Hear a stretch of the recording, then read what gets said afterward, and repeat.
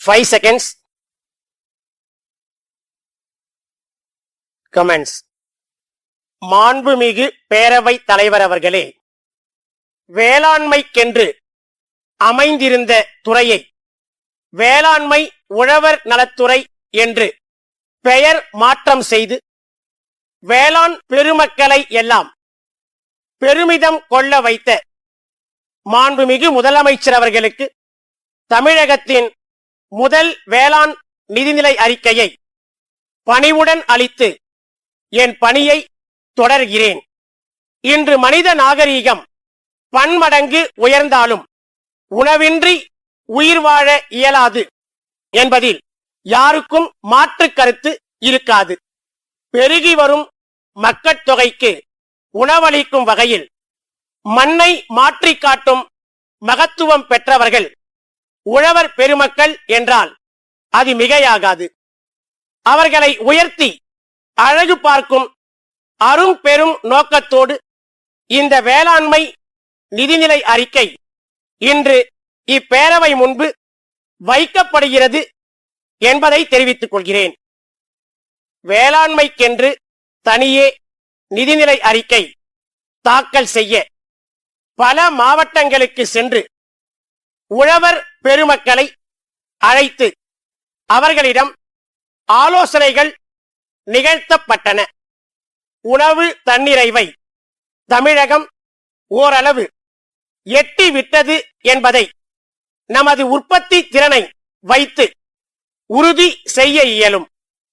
தமிழ்நாட்டில் சாகுபடி பரப்பினை உயர்த்தவும் தற்போதுள்ள இருபோக சாகுபடி நிலங்களை 2 மடங்காக உயர்த்தவும் உணவு தானியங்கள் மற்றும் பண பயிர்களுக்கான வேளாண் உற்பத்தியில் முதல் 3 இடங்களுக்குள் தமிழகம் இடம் பிடிக்கவும் நடவடிக்கை எடுக்கப்படும் என்பதை தெரிவிக்க விரும்புகிறேன்.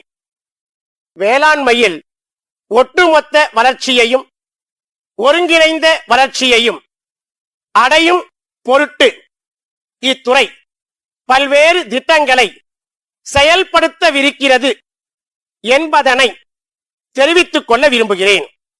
இயற்கை வேளாண்மையில் ஈடுபடும் விவசாயிகளுக்கு இடுபொருள் மானியம் வழங்கப்பட்டு ஊக்கப்படுத்தப்பட உள்ளது. தமிழகத்தில் எண்ணற்ற இளைஞர்கள் வேளாண் கல்வியை தேர்ந்தெடுக்கிறார்கள். வேளாண் பட்டதாரிகளை தொழில் முனைவோராக ஆக்குவதற்கான பயிற்சிகள் பட்டப்படிப்பிலேயே அளிக்கப்பட்டு இறுதியாண்டு படிக்கும் போதே அவர்களுக்குள் தொழில் முனைவோர் ஆக வேண்டும் என்கிற தனியாத தாகம் உருவாக்கப்படும் என்பதை தெரிவித்துக் கொள்ள விரும்புகிறேன். வேளாண்மை என்பது உன்னதமான தொழில் என்பதனை அனைவருக்கும் உணர்த்தி அதை மீண்டும் பழைய நிலைக்கு கொண்டு வரும் முயற்சியில் தமிழக அரசு முழுவதுமாக ஈடுபடும். தமிழ்நாட்டின் முதன்மை பயிரான நெற்பயிரின் உற்பத்தியினை அதிகரித்திட திட்டங்கள் செயல்படுத்தப்படும். மழை அதிகம் பொழியாத இடங்களில் வேளாண் பொதுமக்களுக்கு சிறு தானியங்களை வளர்க்க பயிற்சியும் அவற்றை சந்தைப்படுத்த வசதிகளும் செய்து தரப்படுவதன் மூலம் மீண்டும் தாராளமாக அவை கிடைக்கும் நிலை உருவாகும் என்பதில் எவ்வித ஐயப்பாடுகளுக்கும் இடமில்லை.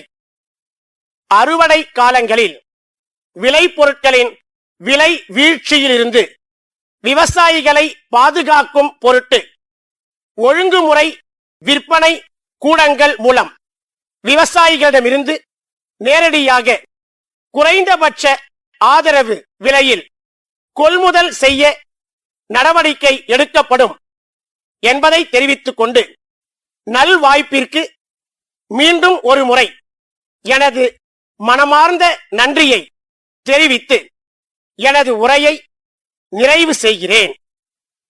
சென்னை சிவானந்தா சாலையில் உள்ள சிவன் பரதக்கலை பயிலகத்தின் உரிமையாளர்கள் சென்னை வடக்கு மாட வீதி மயிலாப்பூரில் உள்ள பார்வதி நவீன ஆடையகத்தின் உரிமையாளருக்கு எழுதிய 2 டிசம்பர் 2021 நாளிட்ட கடிதம். அன்புடையீர், கடந்த 10 ஆண்டுகளுக்கும் மேலாக பரதம் உள்ளிட்ட நடனங்களை சிறார்களுக்கு நாங்கள் கற்று கொடுத்து வருகிறோம் என்பதை மகிழ்ச்சியுடன் தெரிவித்துக் கொள்கிறோம். பல இடங்களில் எங்களுடைய மாணவர்களின் நடன நிகழ்ச்சிகள் பொதுமக்களின் பாராட்டுதல்களை பெற்றுள்ளன. நடன நிகழ்ச்சிகளுக்கென நன்கு வடிவமைக்கப்பட்ட ஆடைகளை இணைப்பில் கண்டுள்ளபடி வருகிற சனவரி மாதத்திற்குள் தயார் செய்து தர தங்கள் ஒத்துழைப்பை நாடுகிறோம். தங்கள் நிறுவனத்தின் மூலம் நடன நிகழ்ச்சிகளுக்காக தயார் செய்யப்பட்ட உடைகளின் புகைப்படங்களோடு நேரில் எங்கள் பயிலகத்திற்கு வந்து விவரங்களை தெரிவிக்குமாறு அன்புடன் கேட்டுக்கொள்கிறோம். வரும் பிப்ரவரி மாதம் எங்களது நடன நிகழ்ச்சி கோவையில் நடைபெற உள்ளதால் அதற்கான ஆடைகளை விரைவில் பெற்று மாணவர்களுக்கு வழங்கப்பட வேண்டியுள்ளதால் இதற்கு முக்கியத்துவம் அளிக்குமாறும் அன்புடன் கேட்டுக்கொள்கிறோம். தங்கள் நம்பிக்கையுள்ள